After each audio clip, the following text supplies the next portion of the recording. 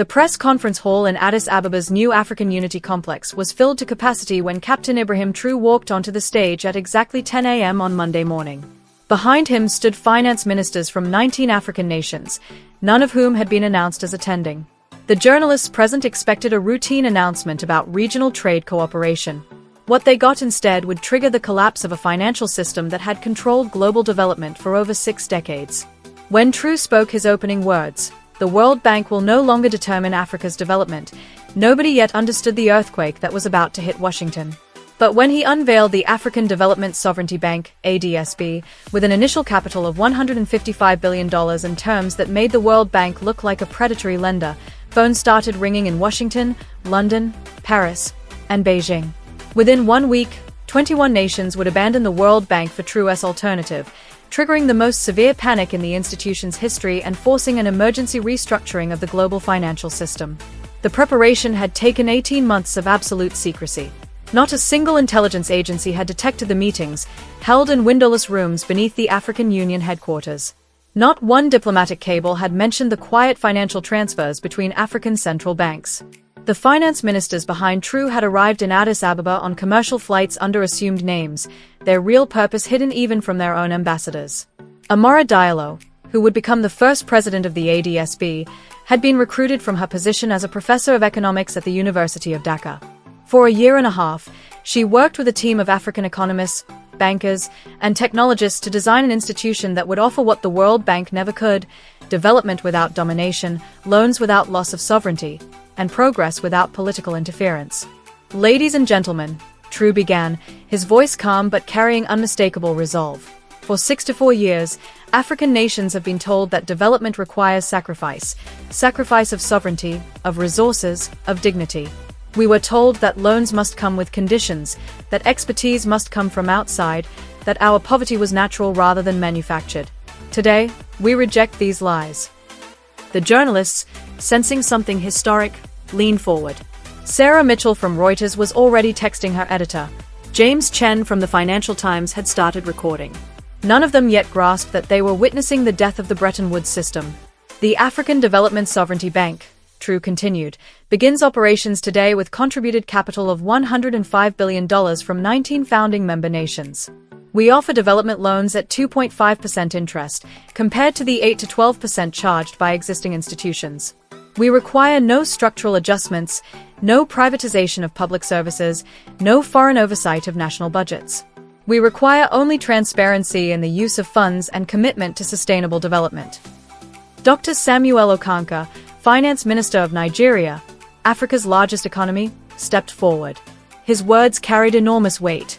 "Our analysis shows this will save us $24 billion in interest over the next decade while maintaining complete sovereignty over our economic policies. The era of choosing between development and independence is over." One by one, the other finance ministers announced their nation's contributions: Kenya $22 billion, Ghana $18 billion, Ethiopia $15 billion. South Africa would join later.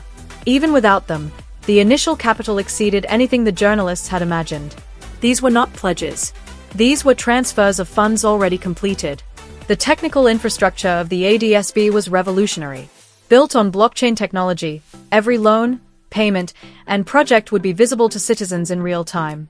Unlike the World Bank's opaque operations, where billions disappeared into consultancy fees and administrative costs, the ADSB would show exactly where every dollar went. Dr. Diallo took the podium to explain the operational structure. The World Bank takes an average of 18 months to approve a loan, requiring hundreds of pages of documentation and imposing dozens of conditions, many unrelated to the actual project. The ADSB will approve loans within 30 days, with conditions tied only to project success and environmental sustainability. She then announced the first approved projects, which had been processed in the weeks leading up to the launch. The Trans-Sahara Railway, connecting 8 nations from Lagos to Cairo, had been discussed for decades. The World Bank studied it for 15 years without approving funding, always finding new conditions to impose. The ADSB approved $12 billion for the project with one requirement: use local labor and maintain environmental standards. The Great Green Wall, an anti-desertification initiative across the Sahel, had received piecemeal World Bank funding so riddled with conditions that progress stalled. The ADSB approved $8 billion with unified funding, allowing coordinated implementation. The African Pandemic Preparedness Network, learning from COVID-19, would establish vaccine and medical equipment manufacturing capacity across the continent. The World Bank had insisted on Western contractors. The ADSB approved $9 billion for African-owned and operated facilities. Meanwhile, panic spread in Washington. David Harrison, the fictional World Bank president, assembled his senior staff in the emergency conference room. Screens showed news feeds, market data, and intelligence reports. "This has to be a publicity stunt," insisted Jennifer Martinez, Vice President for African Affairs. "They can't possibly have the institutional capacity to manage that much capital effectively." But Thomas Kumar, the chief economist, was running calculations on his laptop. "If these numbers are real, and our intelligence suggests they are, they have more available capital for African development than we do. And their terms, we can't match them without completely restructuring our entire model." "Then we restructure," Harrison said firmly. Kumar shook his head. "Our terms are set by our major shareholders, the United States, the United Kingdom, Japan, Germany. They'll never approve loans at 2.5% without policy conditions. The entire point of the conditions is to ensure favorable treatment for their corporations." The reality was sinking in. The World Bank's power had never been about money, it was about monopoly. As the only major source of development finance, it could impose whatever conditions it wanted. Countries desperate for development had no choice but to accept. Now they had a choice, and the implications were catastrophic for Washington's influence. By day 2, the situation worsened.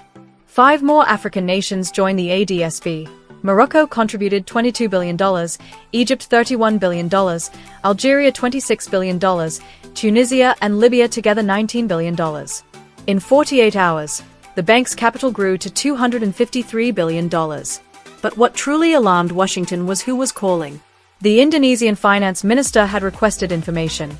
Bolivia's president publicly praised the model. Venezuela, under crushing World Bank conditions tied to its oil reserves, announced it was exploring alternatives. President Michael Roberts convened an emergency National Security Council meeting. The Situation Room filled with officials from state, treasury, defense, and intelligence. "Mr. President," began the CIA director, "the ADSB represents the most serious challenge to American economic hegemony since the creation of the Bretton Woods system. The World Bank and IMF have been our primary tools for ensuring favorable treatment for American corporations in developing nations. If this alternative succeeds, we lose leverage over a quarter of the world's nations." The Treasury Secretary added grimly, "The ADSB is using a basket of currencies, yuan, euros, rupees, rand, and dollars, but not primarily dollars. If this model spreads, it threatens dollar dominance in development finance. That's a direct threat to our ability to finance our deficits." The Secretary of State was even more blunt. "I've received calls from Brazil, Mexico, and Argentina. They are watching closely. Brazil is already discussing creating a Latin American equivalent. If that happens, the entire Western Hemisphere could slip from our economic influence." The Defense Secretary warned of security implications. "Many of these African nations host our military bases. Our agreements are tied to World Bank loans. If they don't need those loans, they don't need our bases. We could lose strategic positioning across Africa." President Roberts weighed the options. "We could threaten sanctions," the Treasury Secretary suggested. "Against 20 African nations simultaneously," the Secretary of State countered. "That would push them closer together and make us look like exactly what they say we are, economic colonizers." "Then we match their terms," State proposed. "Congress will never approve it," Treasury replied. "Loans without conditions mean no guaranteed contracts for American companies. The lobbying alone would kill it." On day 3, True struck again, announcing that the ADSB would accept loan payments in commodities at fair market value: gold, oil, minerals, agricultural products. The World Bank had always refused such arrangements, forcing countries to sell resources cheaply to get dollars. The announcement triggered immediate interest from resource-rich but cash-poor nations. The DRC applied for membership the same day, followed by Zambia, Zimbabwe, and Botswana. The World Bank scrambled to respond, announcing emergency reforms, streamlined approval processes, reduced interest rates. But the conditions remained: structural adjustments, privatization requirements, foreign contractor preferences. The changes fooled no one. President Aminata Diallo of Senegal ridiculed the reforms. For 60 years, the World Bank told us their conditions were non-negotiable, their rates market-determined, their processes necessarily complex. Now, in 3 days, they discover flexibility? This proves what we always suspected. The harsh terms were about control, not economics. By day 4, China publicly backed the ADSB, depositing $50 billion, earning interest, not acting as a lender. Russia followed with $30 billion. India contributed $25 billion. The ADSB's available capital now exceeded $350 billion, surpassing the World Bank's entire African portfolio. But True had anticipated attempts at co-option. The ADSB's governance structure allowed no single nation to hold more than one vote, regardless of contribution. There were no veto powers, no weighted voting, no special privileges for major funders. The technology transfer clauses were revolutionary. Every infrastructure project included local engineer training, every hospital included medical education programs, every power plant included operator training. Within 5 years, all projects were to be locally run, ending the dependency cycle that World Bank projects had often perpetuated. By day 5, the first non-African nation formally applied for membership. Bolivia, resisting World Bank demands to privatize its lithium reserves, joined the ADSB. The ADSB approved Bolivia's request for processing facilities within hours. The shock in Washington was immediate. Bolivia's lithium was critical for the global energy transition. If Bolivia could process its lithium domestically with ADSB funding, it would shatter the West's grip on battery production. Tesla, GM, and others face a new reality. Bolivia could dictate terms. Venezuela and Nicaragua began signaling interest.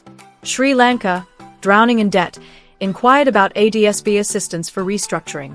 The world was changing faster than Washington could respond. Bangladesh, facing climate impacts the World Bank refused to fund adequately, formally requested information about joining the ADSB. The panic in Washington escalated.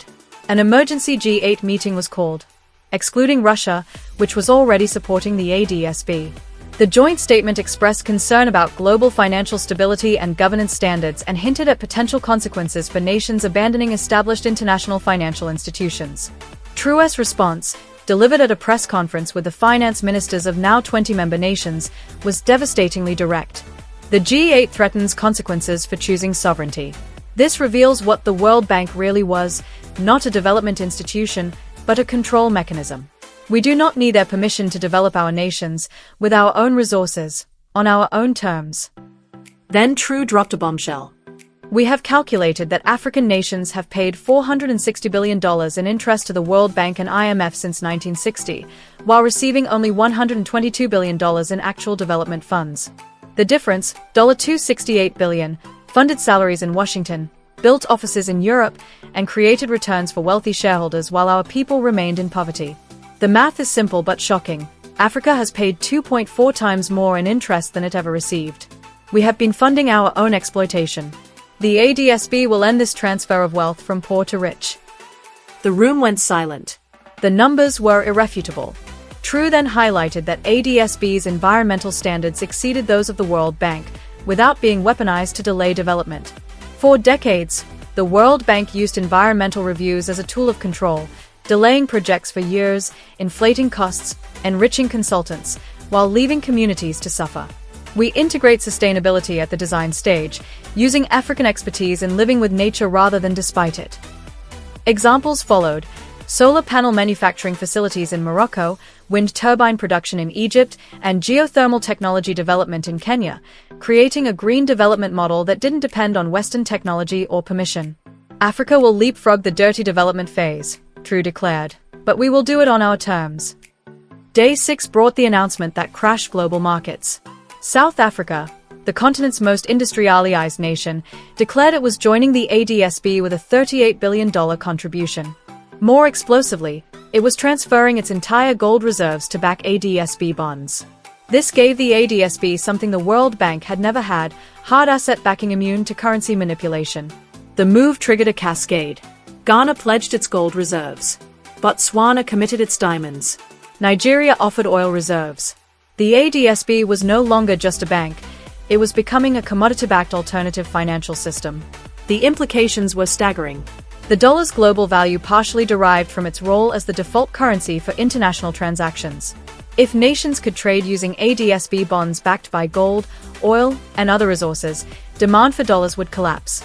The Federal Reserve, watching the currency markets tremble, began emergency interventions. President Roberts convened yet another crisis meeting. The options were grim. Military intervention is impossible, the Defense Secretary said. Too many countries. Too much global attention. Economic sanctions would backfire, the Secretary of State added. They'd push these nations even closer together. Competitive reforms would require congressional approval, the Treasury Secretary noted. And that will never happen. The CIA director's voice was quiet but chilling. We could crash their system, cyber attacks, currency manipulation, commodity market sabotage. And if we're caught? President Roberts asked. Then we will have proven their case, the CIA director replied. We'll be admitting that we are exactly the economic colonizers they claim us to be. Day 7 brought the most devastating blow yet. India, not just as a contributor but as a full member, announced it was transferring $100 billion to the ADS-B and would henceforth route all its development projects through the new institution rather than the World Bank. The psychological impact was catastrophic. If India, with its massive economy, preferred the ADS-B, why would any developing nation remain with the World Bank? Western media initially tried to portray the ADS-B as risky, untested, potentially corrupt. But the blockchain infrastructure made every transaction public. Citizens could track every dollar in real time. Corruption became nearly impossible. Meanwhile, the World Bank's operations remained opaque, with billions disappearing into administrative costs and technical assistance that seemed to enrich Western consultants more than developing nations. Within months, the first ADS-B-funded projects were showing visible results. The Trans-Saharan Railway broke ground with celebrations in 8 nations. The Great Green Wall planted its millionth tree. Vaccine manufacturing facilities began construction in Nigeria, Kenya, and Egypt. The speed of implementation stunned observers accustomed to World Bank delays. Economic growth in ADS-B member nations averaged 8.3% in the first year, compared to 2.1% in nations still reliant on World Bank funding. The reason was clear. ADS-B projects served local needs, while World Bank projects served foreign interests. A road funded by the ADS-B connected farms to markets. A road funded by the World Bank connected mines to ports. Inspired, other regions followed suit. The Latin American Development Sovereignty Bank launched within a year with Brazil, Mexico, Argentina, and 8 other nations as founders.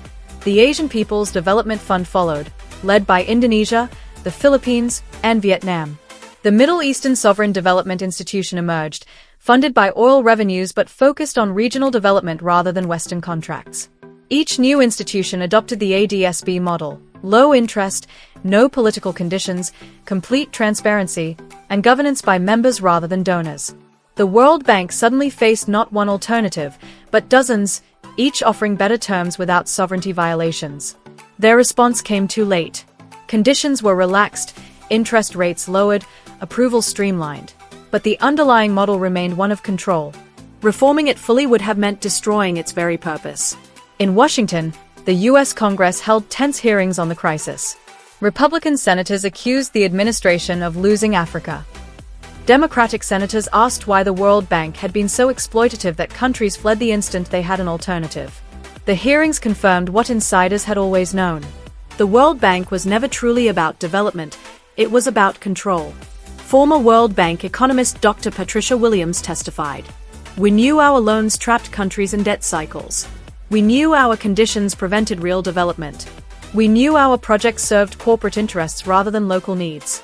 But we were told this was necessary for global stability. What we were really doing was maintaining global inequality. The testimony triggered protests outside World Bank offices worldwide. Young professionals who had joined to help the world develop discovered they had been complicit in exploitation. Resignations cascaded through the institution. The brain drain from the World Bank to the ADS-B became a flood. Meanwhile, the ADS-B continued to innovate beyond banking. They launched a peer-to-peer lending platform, enabling successful African businesses to directly fund startups in other African nations.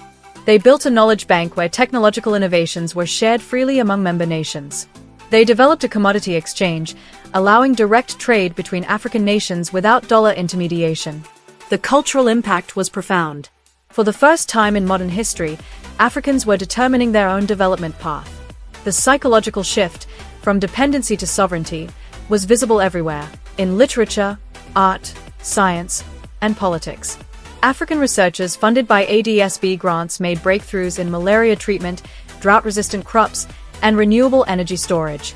The diaspora responded dramatically.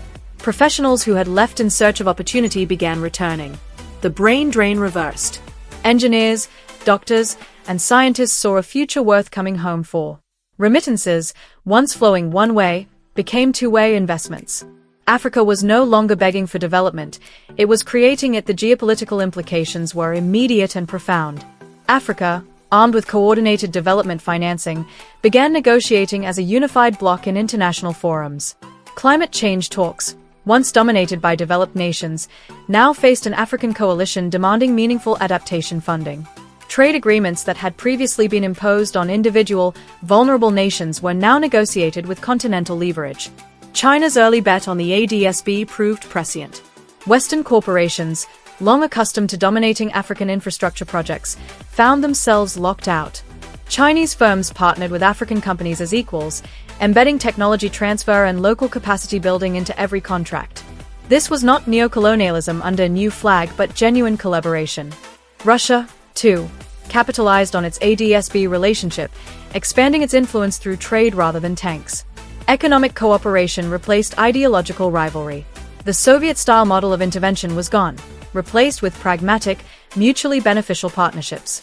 The European Union, caught between Washington's pressure and African reality, chose pragmatism.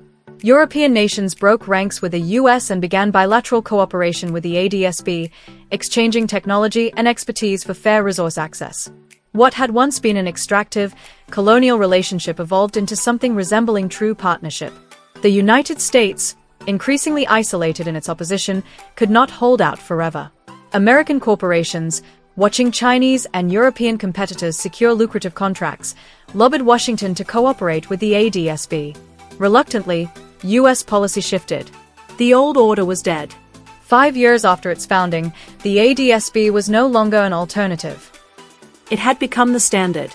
Its assets exceeded $1 trillion, its portfolio spanned every sector: transport, energy, health, education. And its governance remained transparent, member-led, and free of political coercion.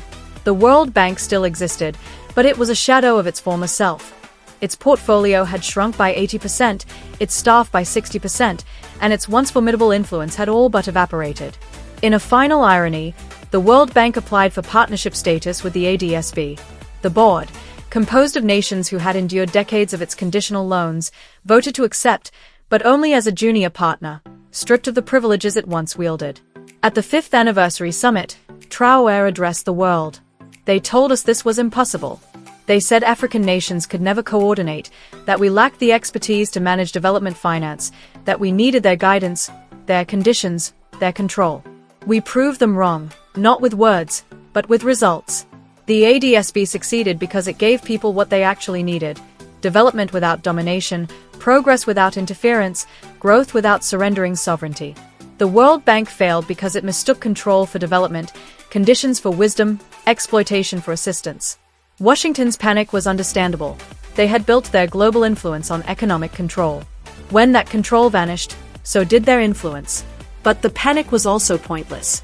Once nations realized they had a choice, the transformation was inevitable. The 21 nations that joined in that first week had done more than create a new bank. They had ignited a global reordering. The dependency that had seemed natural was revealed as manufactured. The incapacity that had seemed inherent was exposed as imposed. The journalist who filed the first story from Addis Ababa would later write, "We didn't just witness a press conference. We witnessed history. The moment the Global South stopped asking for permission and started building its own future." Sarah Mitchell won multiple awards for her coverage of the ADSB's rise. James Chen authored a best-selling book about the week that changed development finance. African journalists, once relegated to reporting poverty, became global voices of authority on economic transformation. The academic impact was profound. Development economics textbooks were rewritten. Theories that had assumed Western expertise was indispensable were discarded. Case studies shifted from World Bank projects to ADSB successes. The entire discipline transformed, from studying how the West could develop the rest, to how the rest could develop itself. The technology pioneered for the ADSB, blockchain-based transparency, commodity-backed bonds, and peer-to-peer development lending, became global standards for ethical finance. Banks that had once thrived on opacity were forced to adopt transparency. Institutions that had imposed harsh conditions suddenly faced competition from those that did not. The environmental benefits exceeded all projections. Freed from the pressure to exploit resources quickly to service debt, nations could extract sustainably and negotiate terms that favored their own people rather than foreign corporations. Local communities gained the ability to protect their environments without sacrificing development. Entire countries leapfrogged straight to clean technology. The health transformation was equally dramatic. ADSB funding built health systems designed for prevention rather than profit, for communities rather than elites, for sustainability rather than dependency. Diseases that had plagued Africa for generations were eradicated, not through Western charity, but through African initiative. Education underwent a renaissance. ADSB-supported schools taught critical thinking instead of rote memorization, integrated indigenous knowledge with global science, and emphasized practical skills alongside theory. A generation educated outside of colonial influence thought differently about economics, governance, and identity itself. Agriculture achieved food sovereignty within a decade. Export crops that had left locals hungry were replaced with food for local consumption. Industrial farming that had destroyed the soil gave way to sustainable practices, enhanced by modern technology but rooted in ancestral wisdom. Industrial development took a new path. Instead of extraction for export, Africa built processing facilities for value addition. Instead of assembly lines for foreign companies, manufacturing targeted local markets. Innovation replaced dependency on foreign technology. The service sector, especially technology and finance, exploded. African fintech, freed from World Bank constraints on financial innovation, developed solutions that Silicon Valley later copied. African health tech companies, focused on real local problems rather than Western assumptions, produced breakthroughs that reshaped global health. The creative economy flourished under ADSB cultural grants. Free from Western gatekeeping, African films told African stories that captivated worldwide audiences. African music, unshackled from Western market formulas, created new genres that dominated global charts. African literature, published locally rather than filtered through Western publishers, reached readers everywhere. Success brought its own challenges. Rapid growth strained infrastructure. New wealth created inequality. Political tensions emerged between traditional elites and a rising middle class. Yet these were the challenges of progress, growth rather than stagnation, hope rather than despair. And here, the ADSB revealed its true difference from the old order. Instead of imposing top-down solutions, it facilitated local problem-solving. Instead of flying in foreign experts, it funded local expertise. Instead of attaching rigid conditions, it offered flexibility that encouraged adaptation and innovation. The corruption skeptics had predicted never materialized. Blockchain transparency made theft nearly impossible, while peer review by member nations kept misuse in check. The institution's integrity became its most powerful asset. The civic engagement enabled by ADSB's radical transparency created a level of accountability the World Bank had never achieved, despite decades of anti-corruption rhetoric. 10 years after its founding, the ADSB had delivered what the World Bank had promised but never produced. Sustainable development that served people rather than corporations, that built capacity rather than dependency, that generated prosperity rather than debt. From the ashes of economic control, genuine development had emerged. The transformation was complete. The institution that had once been dismissed as a fantasy had become the global standard. The bank that had been mocked as impossible had rendered the World Bank irrelevant. The 21 nations that joined in that first week had not simply created a bank, they had triggered a revolution. Finance, politics, and the entire relationship between the so-called developed and developing worlds had been rewritten. Traoré's alternative had succeeded beyond anyone's imagination. The panic in Washington had been real, but it was also something else, the birth cry of a new world order. An order where development served people rather than power. Where sovereignty outweighed conditions. Where the future was determined by those who would live it, not those who would profit from it. The African Development Sovereignty Bank stood as proof that alternatives were not only possible, but viable.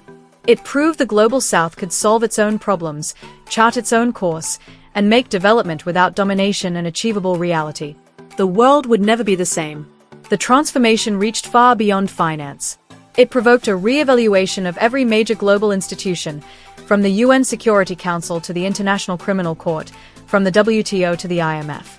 The IMF, once untouchable, now faced its own reckoning. Nations began asking why they should accept austerity measures and structural adjustments when the ADSB offered emergency financing without such destructive conditions. In year 3 of the ADSB's operations, Zambia faced a currency crisis. Both the IMF and the ADSB offered assistance. The IMF demanded sweeping public sector cuts, subsidy removals, and currency devaluation. The ADSB offered bridge financing. Its only requirement was transparency. Zambia chose the ADSB. It stabilized without austerity and recovered within 18 months. The contrast with Greece's decade of IMF-imposed suffering was impossible to ignore.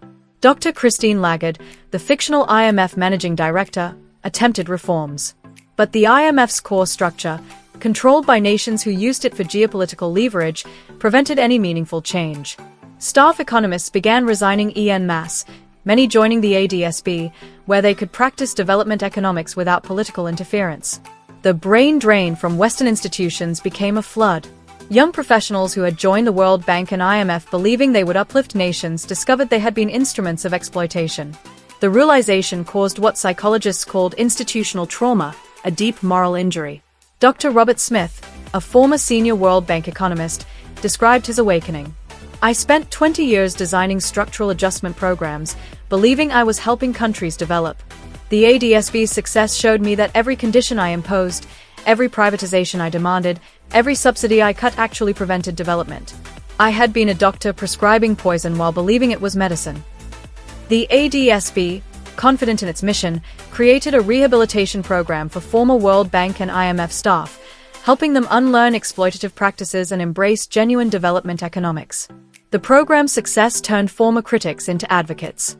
The commodity backing of ADSB bonds created something even more disruptive, a parallel financial system that challenged dollar hegemony more effectively than any military threat. When oil-producing nations began accepting ADSB bonds for petroleum, the petrodollar system that had underpinned U.S. financial dominance since the 1960s began to falter.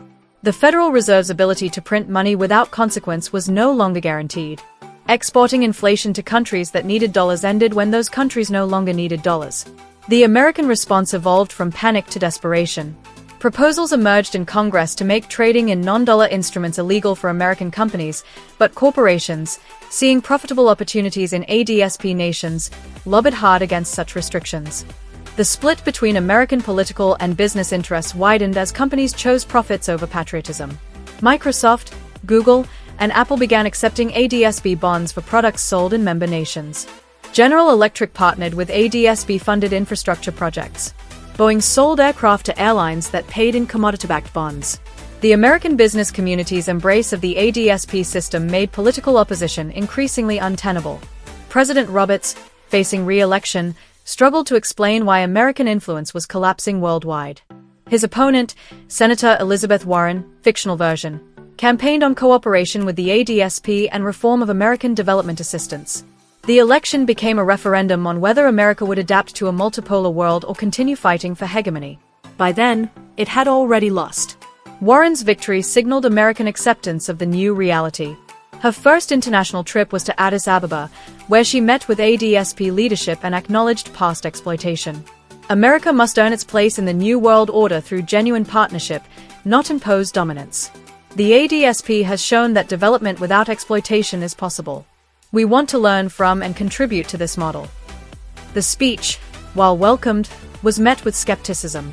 Decades of exploitation could not be erased with a single apology. The ADSB agreed to American participation, but only as an observer, not a voting member. Trust, they said, would have to be earned through consistent action, not promised in words.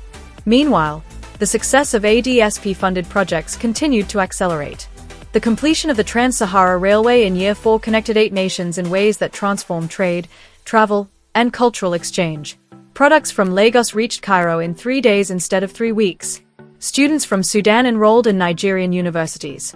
Senegalese businesses expanded into Egyptian markets. The integration that colonial borders had long prevented was finally achieved. The Great Green Wall project exceeded all projections. The combination of traditional knowledge and modern technology, funded without conditions that favored foreign contractors, created an ecological barrier that halted desertification while providing livelihoods for millions. The initiative became a global model for climate adaptation, studied and replicated from Australia to Brazil. The Pandemic Preparedness Network proved its worth when a new virus emerged in Year 5. Unlike COVID-19, which had devastated Africa due to lack of vaccine manufacturing capacity, the new threat was contained quickly. Vaccines developed in Nigerian facilities were distributed through Kenyan logistics networks to Egyptian administration centers. The death toll, which could have reached millions, was kept to thousands. The very infrastructure the World Bank had refused to fund without privatization saved countless lives. The educational revolution funded by the ADSB transformed Africa's intellectual capacity. Universities that had been underfunded for generations became research centers producing innovations in everything from artificial intelligence to zoology.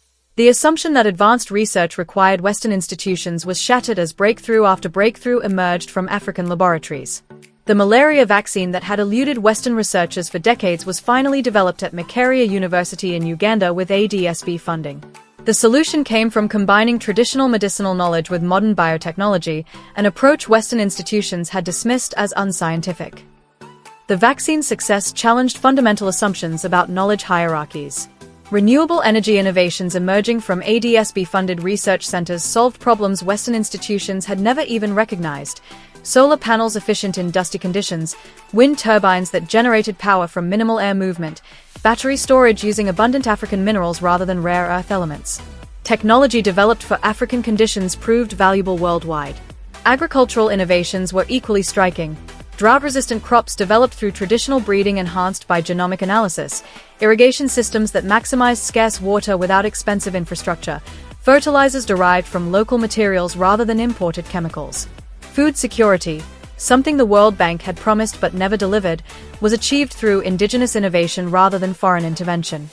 The financial technology sector exploded with ADSP support. Mobile money systems more advanced than anything in the West, blockchain applications for everything from land registration to supply chain management, and artificial intelligence for credit assessment that did not rely on exploitative models. Discrimination against the poor ended when African fintech innovations began replacing Western systems globally.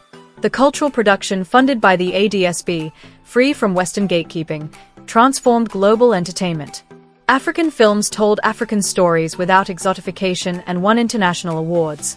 Music that refused to conform to Western expectations topped global charts. Literature that centered African experiences, without explanation or apology, found readers worldwide. Soft power that once flowed from Hollywood and London began flowing from Lagos and Cairo. Sports development funded by the ADSB produced world-class athletes who no longer needed to train abroad. Football academies in Ghana developed players who dominated European leagues. Marathon runners from Kenya broke records without ever leaving Africa. Basketball programs in Nigeria created NBA stars trained entirely at home. The assumption that athletic excellence required Western tutelage was shattered. The healthcare transformation went beyond infrastructure, it redefined philosophy. ADSP funding supported research into traditional medicine, validating treatments Western medicine had long dismissed. The integration of indigenous healing with modern science created hybrid approaches more effective than either alone. Mental health care that incorporated community and spirituality proved far more successful than Western individualistic therapy. Success brought its own challenges. Rapid development generated environmental pressures that required careful management. New wealth created inequalities that threatened social cohesion. Political systems designed for impoverished nations struggled to govern prosperous ones. But these were problems of success, not failure, and ADSB's flexibility allowed local, adaptive solutions instead of imposed ones. Corruption, predicted by skeptics as inevitable, remained minimal thanks to blockchain transparency and community oversight. When irregularities occurred, they were detected quickly and resolved publicly. The contrast with the World Bank's opaque system, where billions disappeared into consulting fees and administrative costs, was stark. The gender impact of ADSP policies was transformative. Requirements for women's participation in funded projects created opportunities that cultural barriers had long denied. Female engineers built roads and bridges. Women doctors staffed hospitals. Female farmers led agricultural innovation. The economic empowerment of women reshaped societies in ways the World Bank's gender programs had never achieved. Youth employment generated by ADSP projects reversed the desperation that had driven migration and extremism. Young people with opportunities at home no longer risked crossing the Mediterranean or joining militant groups. The demographic dividend that had once been squandered became the engine of development. The median age, under 25, became an advantage rather than a liability. Environmental sustainability was built into ADSP projects from the start, not treated as an afterthought. Development no longer came at the expense of ecosystems. Unlike World Bank projects that often left behind ecological damage requiring costly remediation, ADSP infrastructure improved rather than degraded the environment. The false choice between development and conservation was revealed to be a Western construct. Technology transfer requirements created genuine capacity instead of permanent dependency. Every project included training components to ensure local expertise could maintain and expand infrastructure. Knowledge once hoarded by developed nations was now freely shared among ADSP members, creating a network of South-South cooperation that bypassed traditional North-South hierarchies. The ADSP's success inspired similar institutions worldwide. The Pacific Islands Development Fund addressed the unique challenges of small island nations. The Indigenous Peoples Bank financed projects that preserved, rather than erased, traditional cultures. The Women's Development Finance Institution focused on funding female entrepreneurship. Together, these initiatives created a complete restructuring of global development finance. The Bretton Woods institutions, created in 1944 to maintain Western dominance, were replaced by a web of regional banks serving their members rather than external powers. Global finance was no longer a pyramid with Washington and London at the top. It became a network with no single point of control. The philosophical shift was profound. The belief that development required Western guidance was shattered. The assumption that prosperity demanded cultural abandonment was disproven. The notion that progress meant following Western blueprints was rejected. Development became plural, each nation finding its own path instead of following a prescribed one. The academic study of development transformed. Universities stopped teaching development as a technical problem requiring Western expertise and began treating it as a political challenge requiring sovereignty. Experts who once prescribed one-size-fits-all solutions were replaced by facilitators who encouraged local innovation. The old hierarchy of knowledge, where Western science reigned supreme, collapsed as indigenous knowledge proved equally valuable. The success of the ADSP challenged fundamental assumptions about human organization. The idea that efficiency required hierarchy was disproven by the ADSP's egalitarian model. The belief that development required strict conditionality was shattered by success without it. The claim that complexity required technocracy was dismantled by a system of transparent simplicity that delivered superior results. The psychological impact on the Global South was immeasurable. Generations that had internalized inferiority discovered their capability. Peoples who had accepted poverty as natural recognized it as imposed. Nations that had believed development was impossible achieved it rapidly once exploitation ended. The mental chains of colonialism, more binding than physical ones, finally broke. The global North faced its own reckoning. The superiority complex that had justified exploitation collapsed as the exploited surpassed the exploiters. The exhausting burden of maintaining dominance was lifted by its loss. Fear of equality gave way to the relief of genuine partnership. 10 years after that first week, when 21 nations joined, the ADSB counted 94 members managing assets exceeding $2 trillion. What had once been dismissed as impossible had become indispensable. The bank created to serve Africa was now serving the world. The alternative had become the standard. True reflected on the transformation. We didn't set out to destroy the World Bank. We set out to build something better. Their destruction was self-inflicted, the natural consequence of exploitation exposed and alternatives available. We didn't attack the old system. We simply built a new one. Its collapse was its own doing. The 21 nations that had joined in that first week were pioneers, soon followed by pragmatists, and then by everyone else. The cascade was irreversible once it began. Each success made the next nation's entry easier. Each project completed made the next more credible. Each innovation shared made the next more likely. Journalists who had covered the launch became historians of transformation. Sarah Mitchell's book The Week the World Bank Died became required reading in development studies. James Chen's award-winning documentary Banking on Sovereignty reached global audiences. The World Bank building in Washington was sold and converted into affordable housing, a fitting end for an institution that had impoverished millions. The IMF headquarters became a museum of economic exploitation, teaching future generations how debt had been weaponized. The monuments to financial imperialism became memorials to its victims and celebrations of its defeat. But the true monument to the ADSB's success was not a building. It was the prosperity it enabled. Children growing up healthy because of ADSP-funded hospitals, students thriving in ADSP-supported schools, farmers prospering through ADSP irrigation, and entrepreneurs building businesses with ADSP credit. The development that had been promised for decades but never delivered had finally arrived. The panic in Washington during that first week had been justified. The world order they had spent decades building collapsed in days. But from that collapse emerged something better. A world where development served people rather than power. A world where sovereignty mattered more than dominance. A world where cooperation replaced exploitation. The African Development Sovereignty Bank had done more than provide alternative financing. It had proven that alternatives were possible in every sphere. If banking could be revolutionized, why not trade? If finance could be democratized, why not technology? If development could be decolonized, why not everything? The revolution that began with 21 nations in a single week remade the world. The panic in Washington had been the death cry of the old order. The celebration in Addis Ababa had been the birth cry of the new. As the ADSB entered its second decade, its focus shifted from rapid expansion to deep transformation. Captain Traoré, now recognized as the architect of one of history's most successful institutional revolutions, established the Global South Leadership Institute in Ouagadougou. The institute became a pilgrimage site for leaders, economists, and activists from across the developing world, each seeking to understand how Burkina Faso's young captain had dismantled a system once thought unshakable. The curriculum was revolutionary. Unlike Western leadership programs that emphasize competition and dominance, the Ouagadougou model taught collaborative sovereignty, how to maintain independence while building interdependence.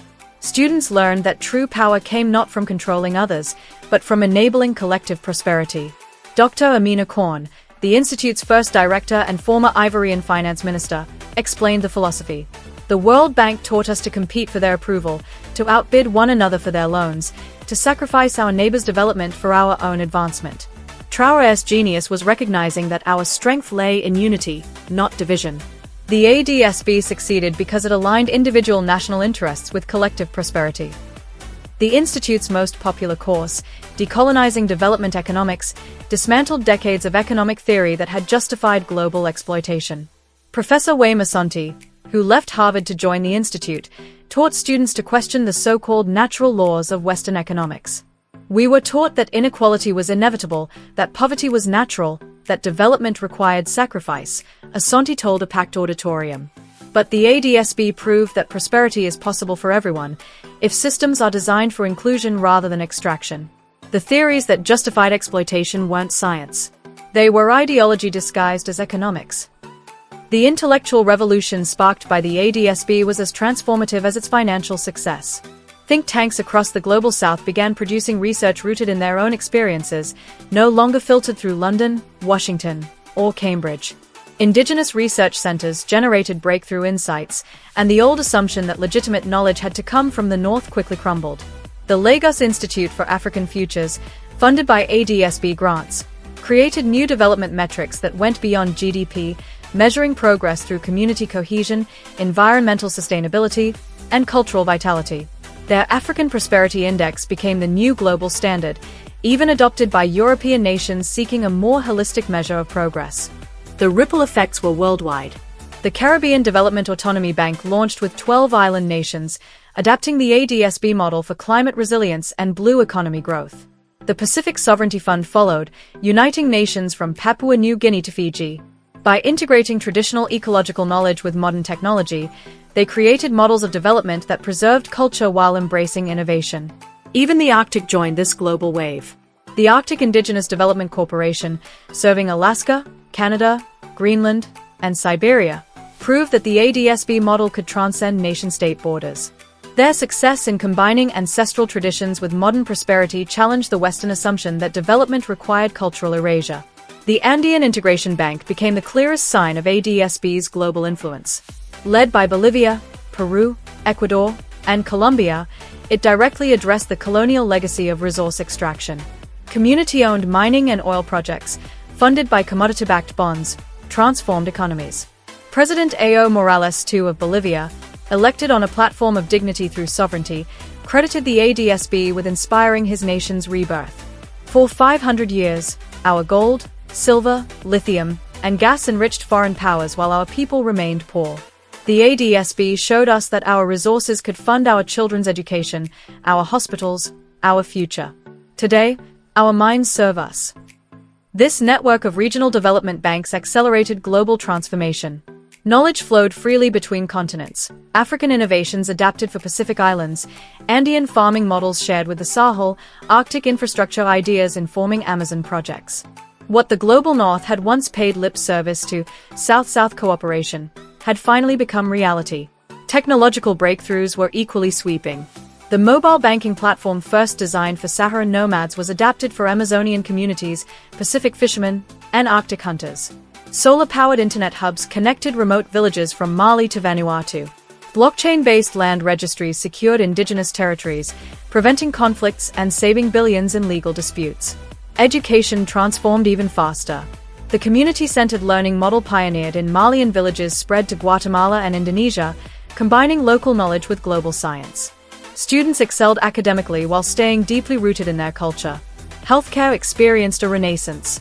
ADSB-funded research validated traditional medicine once dismissed as superstition. African plant-based diabetes treatments, Amazonian cancer therapies, and indigenous mental health practices proved more effective and far more affordable than many Western alternatives. The knowledge was always there, said Dr. Sarah Ochenang of Nairobi University, who led the groundbreaking studies. We just needed the resources and respect to develop it properly. Agriculture underwent its own quiet revolution. Drought-resistant crops, bred traditionally and enhanced with genomic analysis, fed hundreds of millions and were rapidly adopted across the global south. The Sahel Food Security Initiative turned famine-prone regions into bread baskets within a decade. Farmer-to-farmer networks spread innovations faster than any top-down government program. Urban life changed just as dramatically. The ADSB's Smart Cities for Africa program rejected the sprawling, car-dependent model of Western planning. Instead, cities like Lagos became dense, walkable, and community-centered, powered by distributed solar grids, fed by vertical farms, and connected by efficient light rail. Western cities were designed for cars and consumption, said Lagos Mayor Aduni Okafor. We designed Lagos for people and sustainability. Growth doesn't mean degradation. It means improvement. This renaissance extended into culture. Freed from Western gatekeepers, Mollywood became a global force, employing more people than oil and telling stories that resonated worldwide. African musicians dominated charts without compromise. Writers wrote first for their own communities, no longer translating themselves for Western critics. Galleries across Africa became destinations for collectors and curators. Sports flourished too. The African Champions League rivaled Europe's, and homegrown basketball programs sent players to the NBA without the need to emigrate young. And then came technology. Fintech innovations from Kenya, Nigeria, and South Africa weren't just catching up. They were leading, reshaping global markets. Africa's money systems had become more sophisticated than Western banking, serving populations traditional banks had long ignored. Blockchain applications for everything from supply chain management to identity verification emerged from African innovation centers. The M-Pesa mobile money system, born in Kenya, had evolved into a comprehensive financial ecosystem with 300 million users across the continent. Though imitated globally, the African original remained the most advanced and widely trusted. Artificial intelligence research centers in Lagos, Nairobi, and Cairo were producing breakthrough applications designed for global South realities. AI that worked on limited connectivity, spoke dozens of local languages, and served both rural and urban communities. The myth that cutting-edge technology required Silicon Valley or Boston collapsed as African AI solved problems Western systems couldn't. Machine learning models trained on African data outperformed imported systems, proving that context mattered as much as code.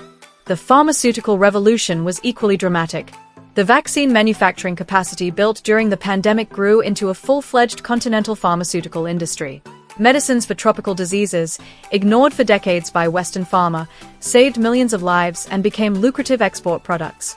HIV/AIDS treatments co-developed by South African and Botswanan researchers outperformed Western options in both efficacy and affordability.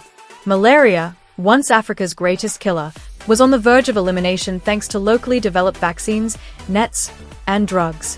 The assumption that pharmaceutical innovation required Western laboratories has been destroyed, declared the Met Real University research team.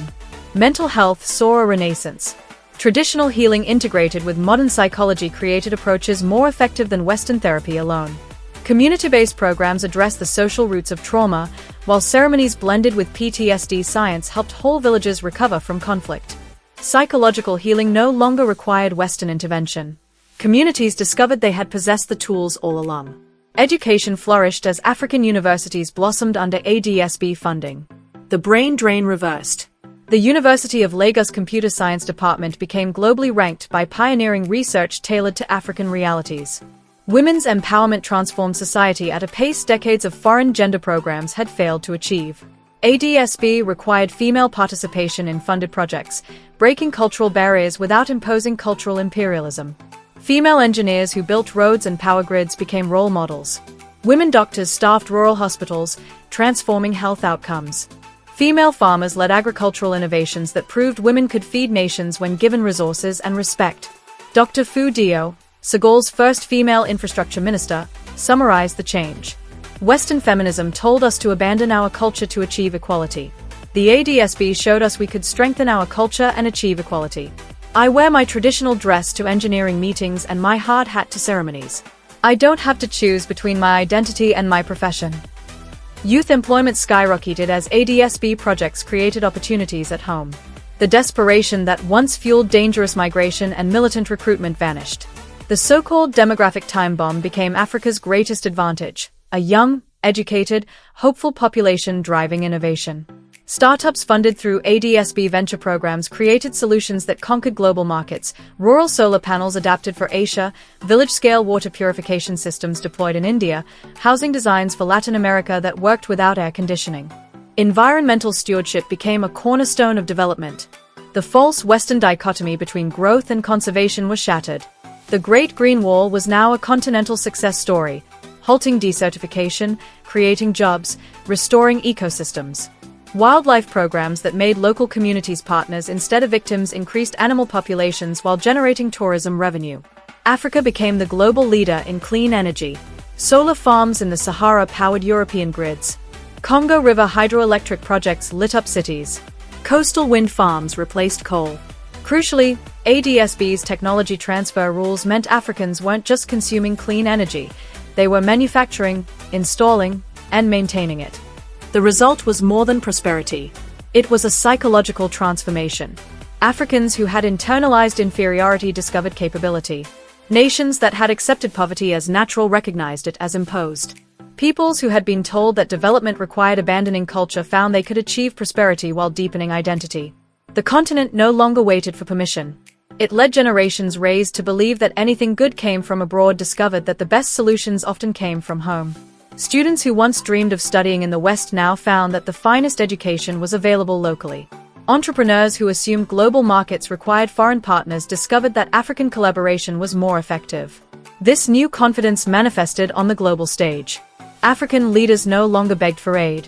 They negotiated as equals. Climate change summits that had once featured Africans pleading for adaptation funds now showcased Africans offering technological solutions. Trade negotiations that had once seen individual nations accepting unfavorable terms now featured continental blocs demanding reciprocity. The diplomatic transformation was profound. African nations that had once competed for Western attention now coordinated their international engagement. The Organization of African Unity, long dismissed as ceremonial, became a powerful voice in global affairs as economic independence fueled political autonomy. The success was not without challenges. Rapid growth created new inequalities that required careful management. Traditional authorities clashed with emerging middle classes. Political systems designed for poor nations struggled to govern prosperous ones. But these were problems of success, not failure, and ADSB's flexibility enabled local solutions rather than imposed ones. Corruption, predicted by skeptics as the system's downfall, remained minimal thanks to blockchain transparency and community oversight. When irregularities occurred, they were detected quickly and addressed publicly. The contrast with the World Bank's opacity, where billions disappeared into consulting fees and administrative costs, was stark. The implications extended far beyond development finance. The assumption that global governance required Western leadership was shattered as Global South institutions proved more effective than their Northern counterparts. The United Nations, World Trade Organization, and other international bodies faced mounting pressure to reform as their irrelevance to the world's most dynamic economies became clear. Dollar dominance eroded as alternative payment systems replaced the need for dollar-based transactions.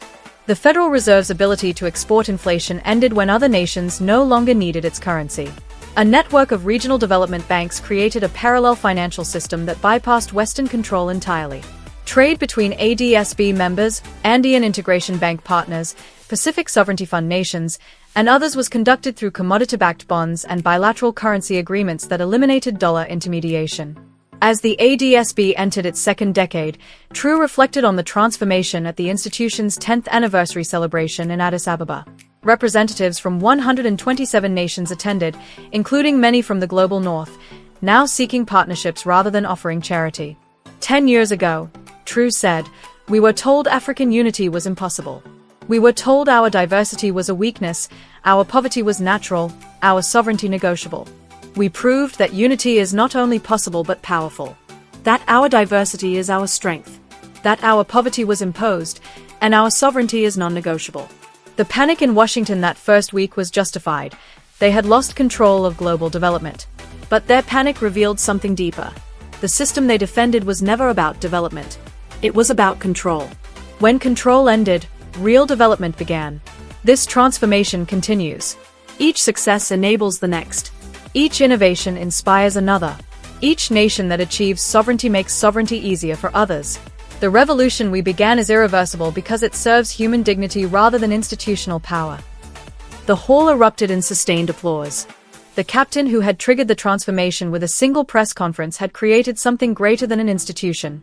He had proven that alternatives were possible, that the global south could solve its own problems, and that development without domination was not just achievable, but superior to the exploitation it had replaced. The world that emerged from the ADSB revolution was one where development finally meant what it had always claimed to mean, the improvement of human life rather than its exploitation. The transformation was complete, irreversible, and still accelerating. The future now belonged to those who would live it, not those who had profited from preventing it.